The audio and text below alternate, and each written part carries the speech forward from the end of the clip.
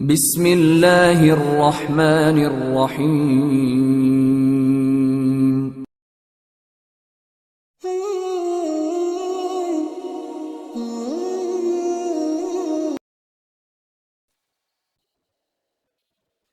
جریر نے سہیل سے، انہوں نے اپنے والد سے، اور انہوں نے حضرت ابو ہریرہ رضی اللہ تعالیٰ عنہ سے روایت کی، کہا رسول اللہ صلی اللہ علیہ وسلم نے فرمایا بلا شبہ اللہ تمہارے لیے 3 چیزیں پسند کرتا ہے اور 3 ناپسند کرتا ہے۔